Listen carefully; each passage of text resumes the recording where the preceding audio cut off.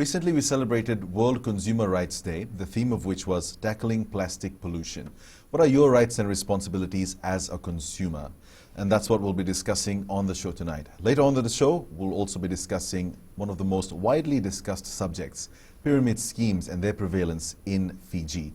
For now, we have joining us the CEO of Consumer Council of Fiji, Ms. Seema Shandil.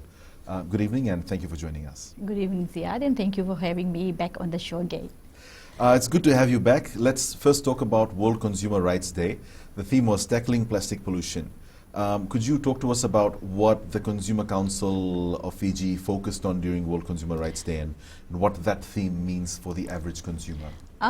Just let me start with what World Consumer Rights Day is, because there must be some consumers out there who really don't know the essence of World Consumer Rights Day. More than 30 years ago, the Consumers International, this is made up of consumer advocacy organization around the world, and they have 200 plus members. They marked a 15 March as a World Consumer Rights Day, and since then this date has become the annual celebration for most of the countries around the world, and they celebrate this day to observe and enforce consumer rights, and also campaign and fight against any social injustice or market abuses, and highlight the power of consumers, and also on the rights of consumers to have access to fair, just and sustainable marketplace. How did it start? So, World Consumer Rights Day was inspired by late former U.S. President John F. Kennedy, who sent out a special message to U.S. Congress on 15th March 1962, and he conveyed to the entire Congress about the issues that is affecting consumer rights.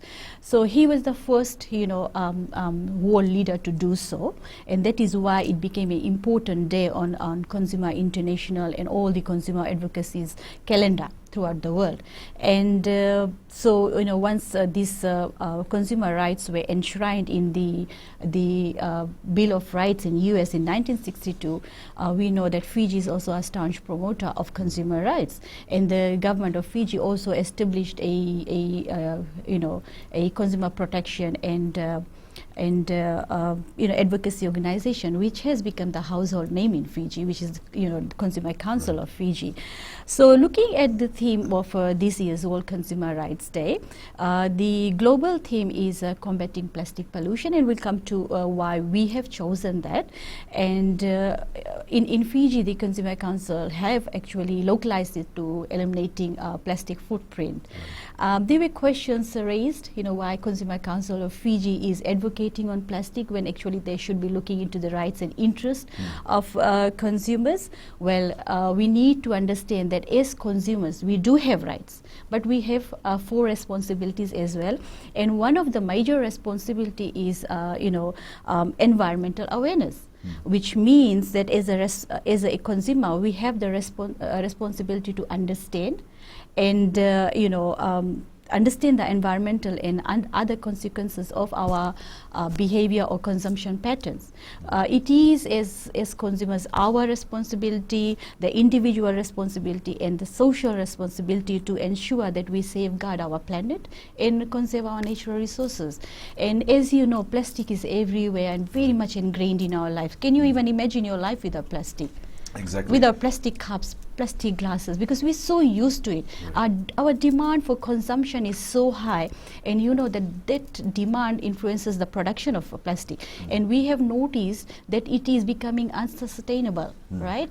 Every plastic that we have touched in our lifetime, it is still there out in our environment, right? It is intact, or maybe integrating in the integrating form, and that is resulting in plastic pollutions, and it must be having negative. It is actually having negative environmental consequences, affecting the ocean life and also human life. I'm not going to go in depth in that, but currently we're so worried about COVID-19 pandemic because we know that it is killing millions of people. But we have forgotten about another pandemic, which is plastic pandemic. pandemic. It is silently killing us, and we know in future our generations will be very much affected by it. So this is the time to take a step. And as consumers, it is our time to make some sound decisions, to change our consumption pattern, to change our behavior, so that we can say, okay, we don't want plastic. Let's change our behavior. Let's say no to plastic. Hashtag no to plastic pollution. Right. Hashtag let's become sustainable consumers.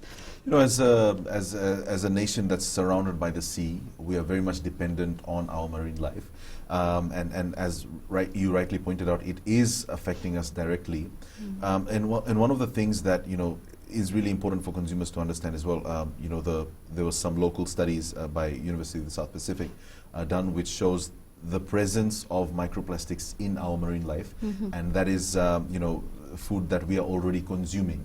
So even if you feel that it's not directly affecting you, or you may be doing your individual part to stay away from plastics, it does come back to you, because that's the world we live in. Yeah, definitely. There was another report that was released in 2020 August, titled "Breaking Plastic Waves." So it has calculated that there will be tripling effect of plastic materials into our ocean if we don't take innovative actions, if we don't change our behavior, or we don't get major policy changes. We are kind of lucky to be staying in a country where our government have taken proactive measures, and they have implemented policies where the single-use plastic bags have been banned, and they remain committed to erase all plastic bags by 2025.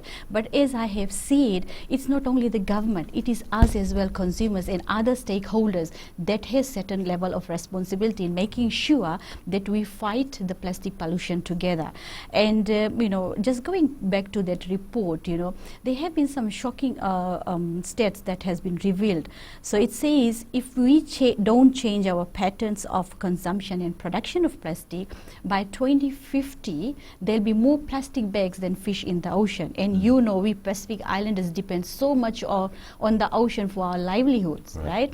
100,000 turtles and marine animals, they die, and 1 million seabirds die annually. Because 50% of the plastic that is produced annually is single-use plastic, and where it ends, right?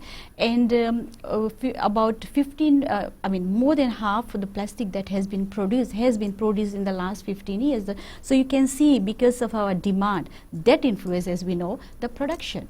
So what is the role of the consumers? The consumers have a very, they have a very strong role here, because as I said, if we start saying no, if we start changing our habits, right, then definitely the demand will go down. And I know there will be some consumers who will say, why only us? Why can't we say the same thing to other stakeholders, which is the manufacturers? But we can see, there are some manufacturers who have actually started looking for alternatives, and I think they should be commended and they should be applauded.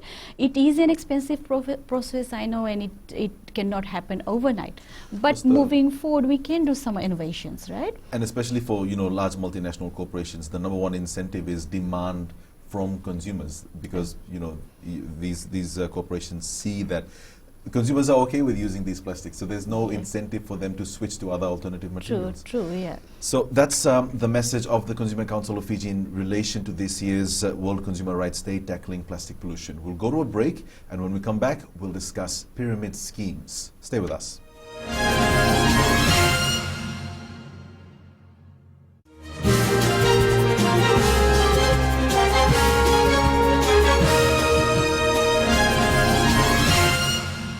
Welcome back. We'll start a discussion on pyramid schemes. In the last few weeks or months, if you've received a message from someone that you may know personally, especially on social media, asking you to invest or get recruited into a community gifting program, this is a form of a pyramid scheme.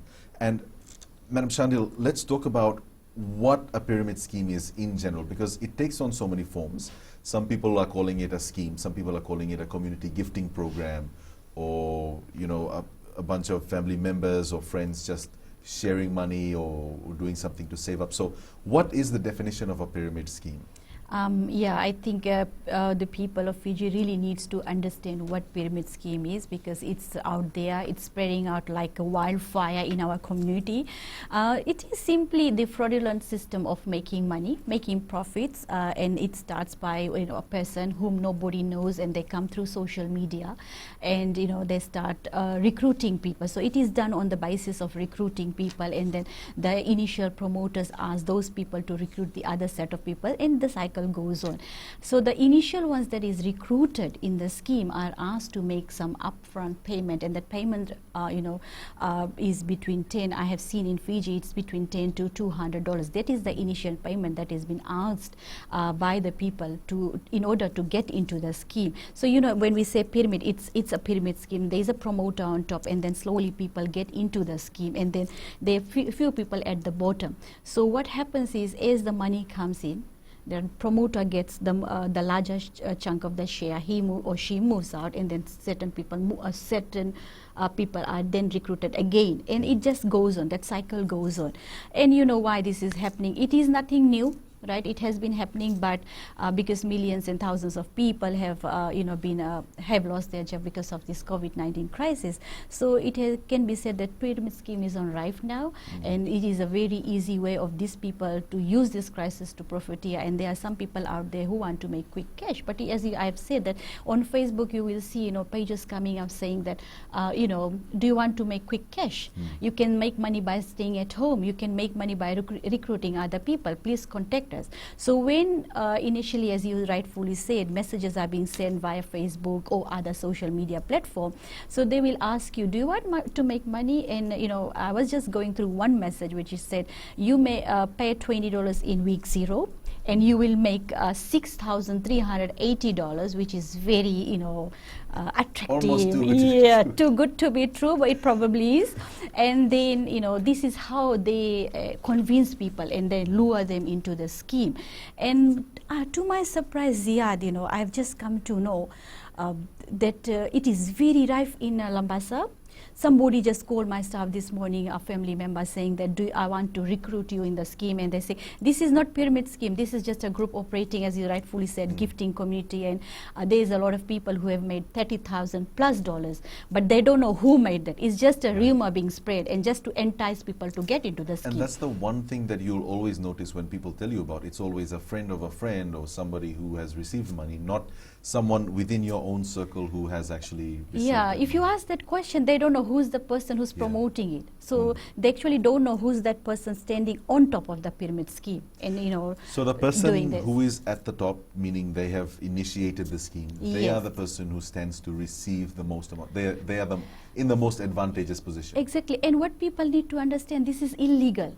Yeah. Right? If a scheme is illegal, they are doing something illegal. And also, as per our FCCC 2010 Act, Section 87A very clearly specifies what pyramid scheme is and how it is an offense. So if you are into this, you are doing something illegal.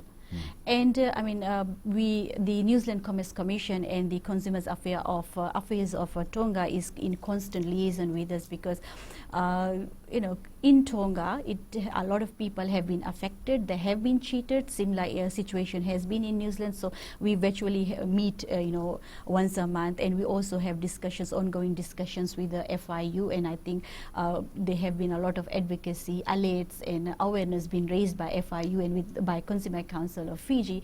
And we are trying to advocate. And once again, Ziad, somebody asked my staff, why is Consumer Council advising against pyramid scheme when we are making large sums of money? So when investigated, we were told we invested $80 and we got $400 in return. Okay, that's fine. You will get that, because it's a small amount. Remember, they are now just dealing in hundreds. They are just trying to get your trust. They're building the trust amongst the people. Very soon they'll be asking for thousands of dollars. And who knows, you might lose out on that thousands of dollars, because that has happened in developed countries. That is an issue in developed countries. Yes. People have lost thousands and millions of dollars. And we are a very small island state, and affected by COVID-19. People don't have money. So what little savings they have or extras they have, they are just putting into this scheme. So especially for someone who isn't familiar with, these pyramid schemes, it may seem, something new. It may seem like somebody had, a stroke of genius and they thought of this idea, and they're just trying to help out people in the community. But pyramid schemes have existed for a very long time, for hundreds of years. Yes. And in almost every single situation, there are a large amount of people who will lose money at some point in time. Have you received complaints so far? I've read a statement by the Fijian Competition Consumer Commission where they received complaints from 150 people who claimed that they have lost money through such a scheme. Yes, just in the last 2 days, leave aside the other complaints that we have received, just in the last 2 days, we have received around 5 complaints.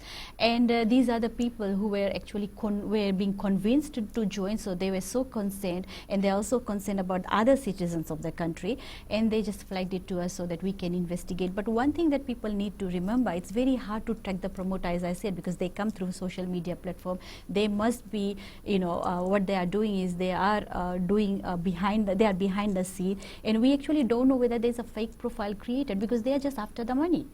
So it becomes very hard to nip them.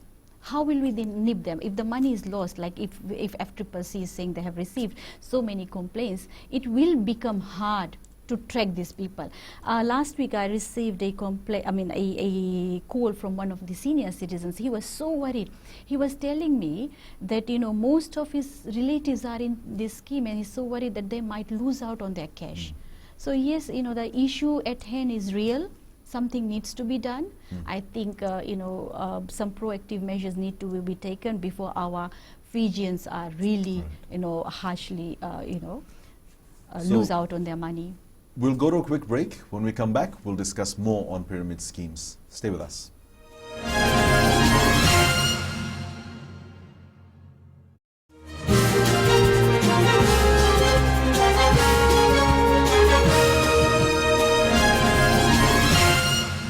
Welcome back. We're with the Consumer Council of Fiji CEO, Ms. Seema Shandil, and we're discussing pyramid schemes on the show this evening. So one of the things that's important for people to understand is the way in which it operates and the reason why it's called a pyramid scheme in the first place. So it starts off with one person. This person has initiated it. They're asking people to recruit more people. So let's say if your buy-in is $500 and you are asked to recruit 6 people, right? So those 6 people will also give their buy-in of $500 each, and they will also be asked to recruit 6 people. So just in the third round, you have almost 100 people right there and then. And you depend on that system to keep on going. And as the system goes on, it becomes more and more difficult for people right at the bottom, or the newest recruits, to actually make money. That's because there's so many people involved in it. It's a fragile system, and the more later you join, the more likely you are to lose out on money, right? Yes. So true. is that the way that the schemes in Fiji are working as well? I suppose so, because as you rightfully said, those who at the lower end of the pyramid is going to lose out if they are not able to recruit the required recruiters that they need to get on board. The required people that they need to get on board. You have not done your share of work, so you lose out on the money that you have paid to your recruiter. So that's how it is working in Fiji. So the whole system depends on someone being recruited every single time. Yes. But eventually you're going to run out of people to recruit, right? Definitely, yeah. And I said I'm just shocked to hear that highly educated segments of our populace is involved in this system. And those are the people asking us question, why are so bothered, why are you against? If our educated populace is involved, I mean, what do we expect from the people in disadvantaged communities? The vulnerable groups, yeah. The Imagine the elderly vulnerable people, groups, yeah. The people who might have their entire life savings and, And it's gone. Within a second, it's gone. And just to let you know, they are using M-Pesa platform. And because it's cost free, so they are easily able to transfer. So receiving and transferring is happening via M-Pesa platform, and not only via M-Pesa platform. We had complaints whereby they were also using bank accounts, and the bank accounts were created. So that has been flagged to FIU because they have the powers to go and actually investigate in those areas. Are you planning to discuss these issues with the network that's running M-Pesa? The administrators of M-Pesa? Yes, we have been running ongoing discussion. We are having ongoing discussion with FIU and also with Vodafone, and we're thinking of getting everybody around the table. Let's see how we can iron out this issue before it gets worse. So what are some of the types of these schemes that you've seen in operation? Currently, the most common one is, rightfully you said, is gifting community, and then the other one that has come up is 84K community group Fiji. And then there's this, I don't know whether it's a he or a she, but the Facebook profile looks to be a fake profile by the name of Suludoro. So she really, or he or she, I'm not sure, is sending out messages trying to get people on board. And this, we have got only few slots left. Hurry up, otherwise you're going to miss out. So these are some of the enticing things or sentences or words they use to get people on board. Interesting. Yeah. And is there any message that you'd like to give consumers? It's very simple to spot pyramid schemes. I know that words have been circulated that in Fiji it's not pyramid scheme, it's gifting scheme, it's a different way of making easy money, but remember it is pyramid scheme. So how do you spot it? You are asked to make upfront payment. That's one hallmark of a pyramid scheme. Secondly, you are asked to get more people on board. That means once you are recruited, you need to recruit additional people. So that's another sign that is a pyramid scheme. And the higher the initial payment, the more likely you are to lose out on. So yeah, and I think we can do, as I said, the organizations, the relevant authorities can do as much advocacy. We can raise alerts, we can provide advice, but the ultimate decision is in the hands of the people. We cannot go and influence the decision, right? They need to be smart. They need to make smart decisions. And they need to know there is no such thing as free money. Right. Why would people want to give you money freely? Right? You have to earn, you have to invest. And if you really want to invest, there are some licensed, established institutions in Fiji. Please go and invest your money there, and definitely you'll get returns for your money. You will get returns, exactly. So just a parting thought, as you rightly pointed out, according to the FCCC Act, it is illegal to participate or promote a pyramid scheme, and hopefully our viewers tonight are listening keenly. Let's move on to another subject. Recently, there have been some issues in the media, especially about some companies or bus drivers charging excessive fees or bus fare. And in other places, bus services were suspended without adequate notice to their customers. One of the things that a lot of people don't know is that they can actually come to the Consumer Council of Fiji with such complaints, right? Yes, bus service is one of the major modes of transport for a greater, for a huge segment of our populations, because it is cheap, it is accessible, and as I said, when you compare to other modes of transport, it is very cheap. Nobody can refute that fact. But yes, we have received a lot of complaints since last year.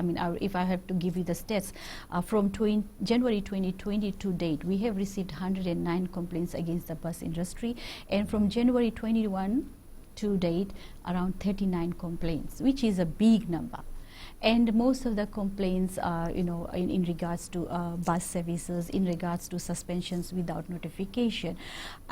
Just recently, LTA has launched a communication guide just to assist the consumers or commuters if they face any problems whilst traveling in the bus. Here, what we are intending to do is we are intending to give the first chance to the bus operators to bring about changes to their services. So we encouraging consumers in that information guide or communication guide, there is a list of contact details about the bus operators. So if consumers are facing any issues, they can contact the operators and let them know, so that the bus operators can improve their services. Right? We want to work together with the stakeholders. So if their grievances are not looked into, then we encourage them to come to us or go to LTA using our mobile app, or call us through our toll-free number, which is 155, or they can send just a text to LTA via 582. We'll go to a short break at the moment. When we come back, we'll discuss some of the complaints that the council is receiving against these bus companies. So stay with us for that.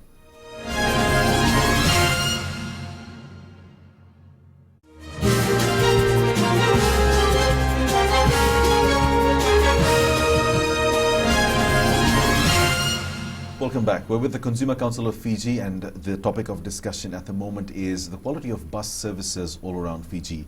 Ms. Shandil, as a frequent user of buses myself, one of the biggest complaints that I always have is with timing and consistency of bus services. So let's say, for example, if you start your work at 8 a.m., you know your own timing, how long it takes you, and what bus is the right bus for you to be able to reach work on time.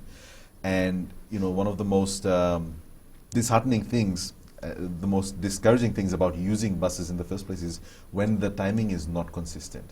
When there's inconsistent services provided, buses often end up being crowded. So that's one of my issues that I have. What sort of complaints do you receive from consumers who complain about bus services? In addition to what you have said, yes, the other issues are, all of a sudden the services are being suspended, and or the timing has been changed. So we feel that the bus operators have a duty of care towards their customers.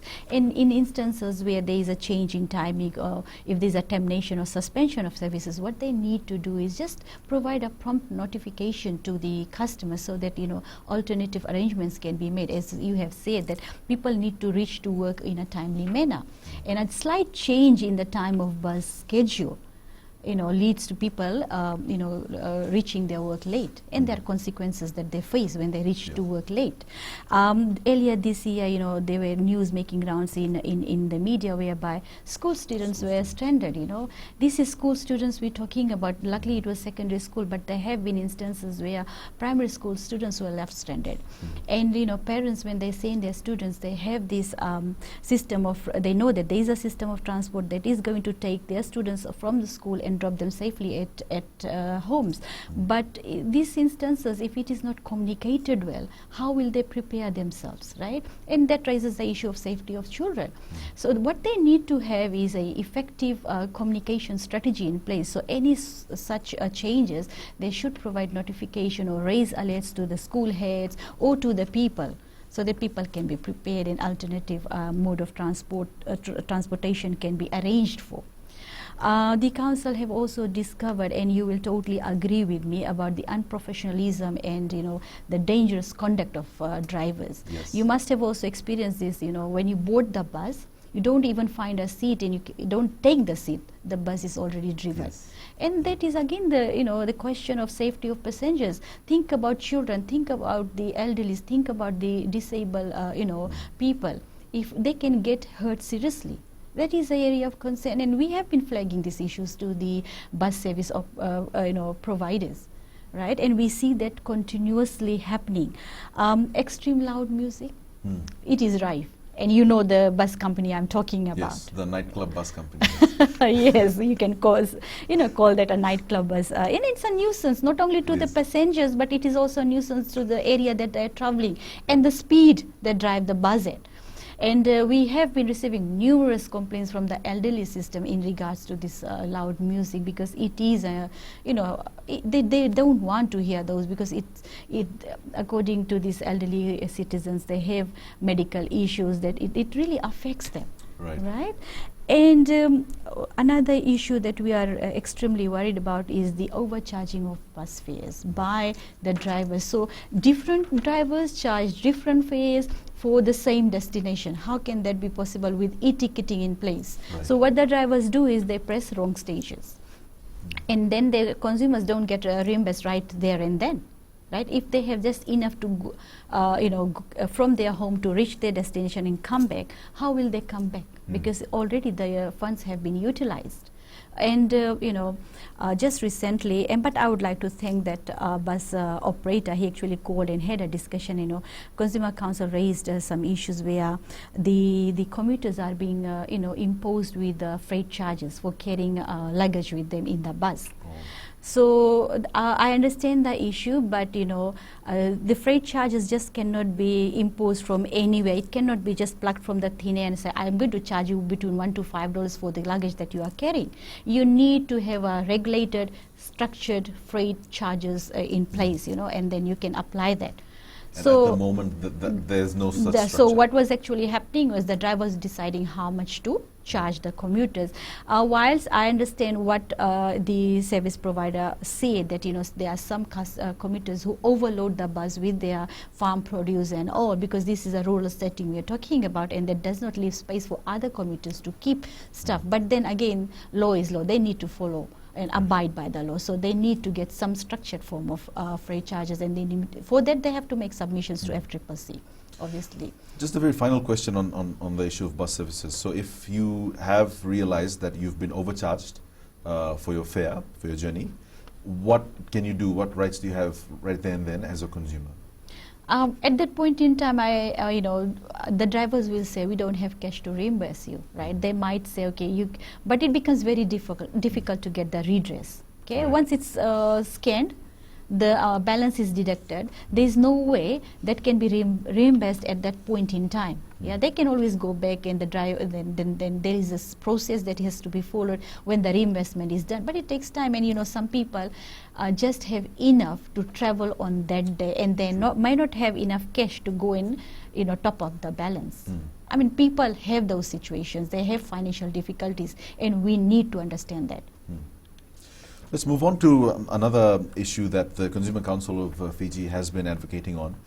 There was a particular case in where people have ordered hardware items from hardware companies, and although those items have been paid for, they were not delivered on time. So what's the status?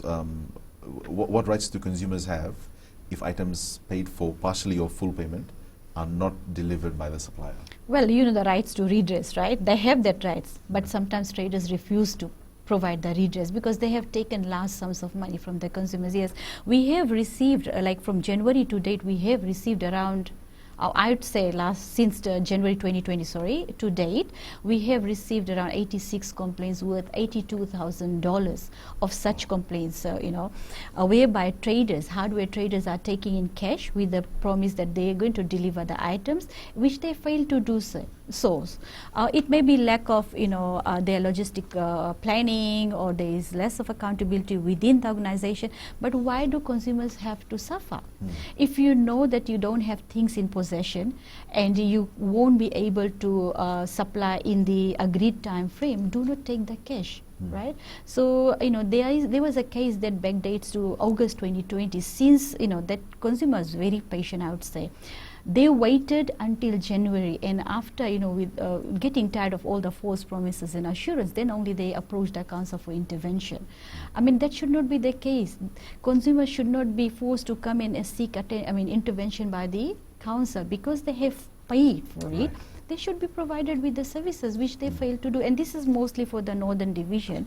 Already these northern people are affected by the two cyclones, which is Ana and Yasa, and then they were flooding, and they have lost everything basically. Now they are mustering all the resources to get back on track, and we have some unethical traders doing this.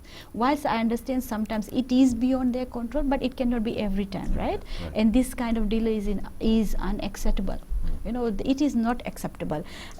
We'll go to a break, and we'll carry on the discussion on discrepancies between hardware supply and payment. So stay with us. We'll be back after a short break.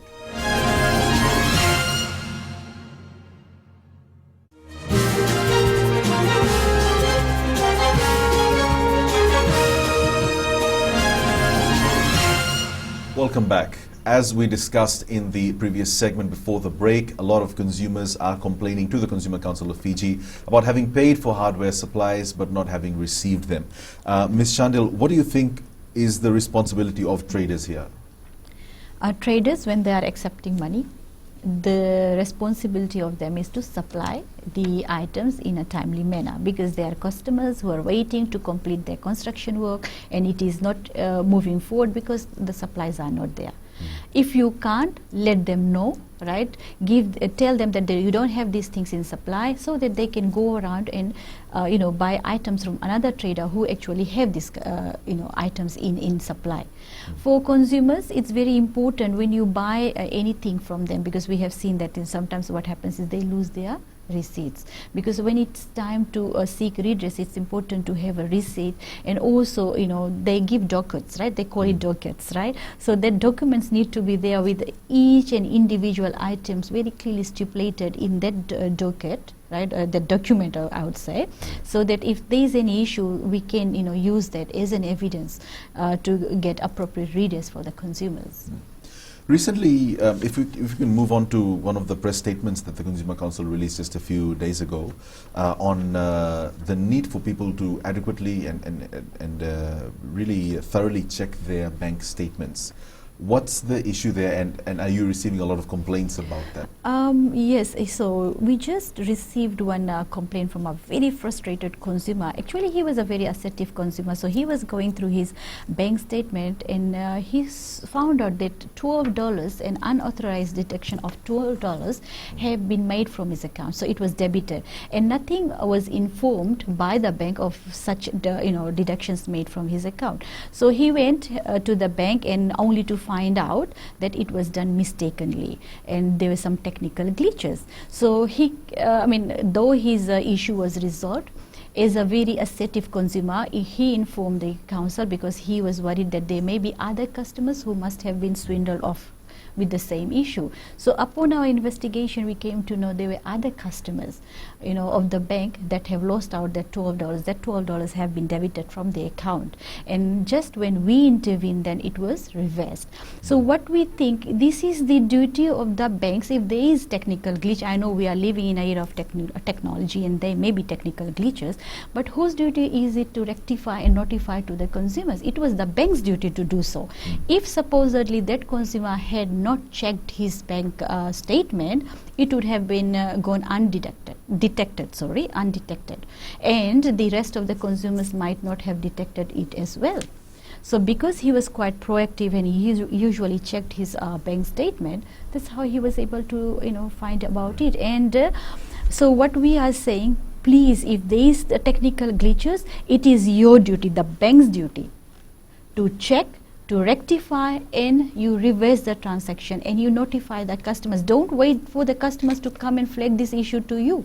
Right? And in so many situations, it's not likely that a customer will pick something up, because as bank customers, we know that there's so many different types of charges and fees, and nobody actually takes the time to sit down and look through. Exactly. Do you do that? I don't do that personally. Right. Yeah. Okay. Yeah. And we normally trust banks, right? That's why we keep our lifetime saving with them. So we don't expect such glitches, well, they call it as glitches, to affect our accounts. This is called unauthorized, deductions. I haven't given the authorization. You haven't given the authorization. So how can they deduct that?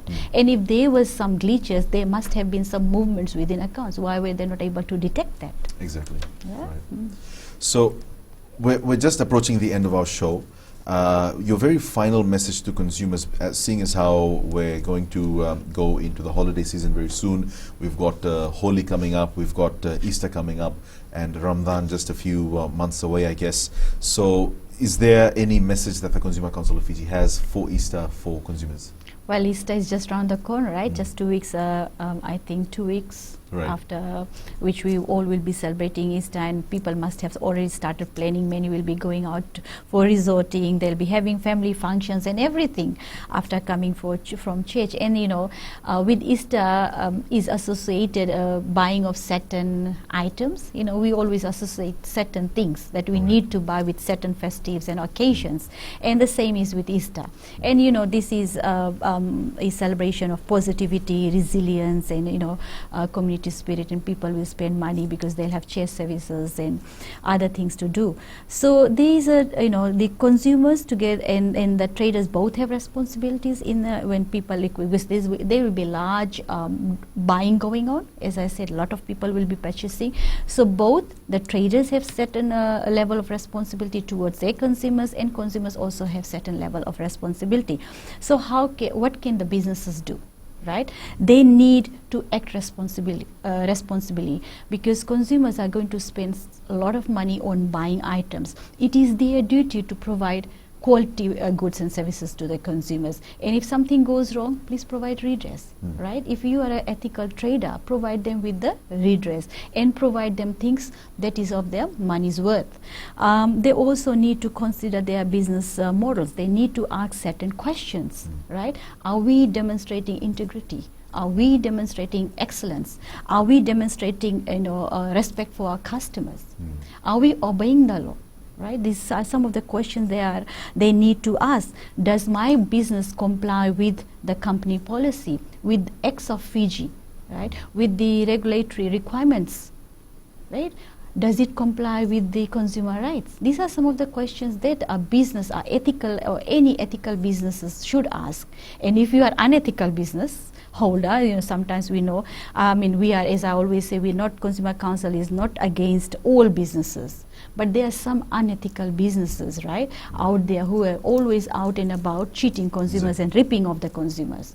So these are some of the questions if you really want to have good business practices, and you want to continuously attract consumers, because we know that the consumers are the powerful group in any economy. They can make your business succeed and they can make your business fail.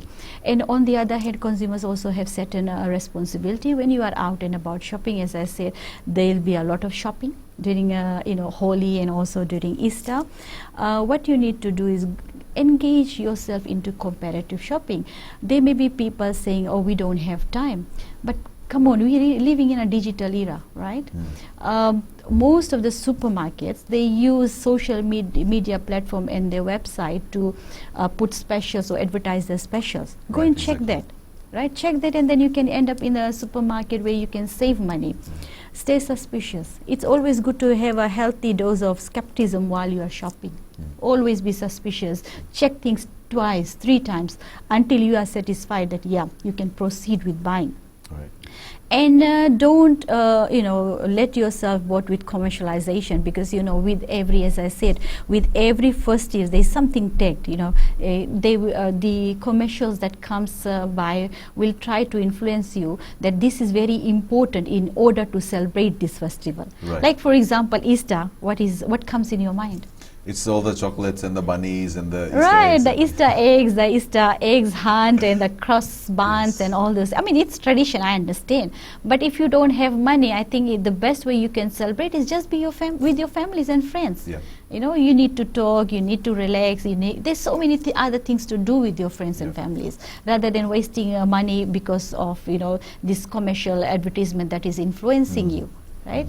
Keep your receipts, very important, and I think all the organizations are harping on this.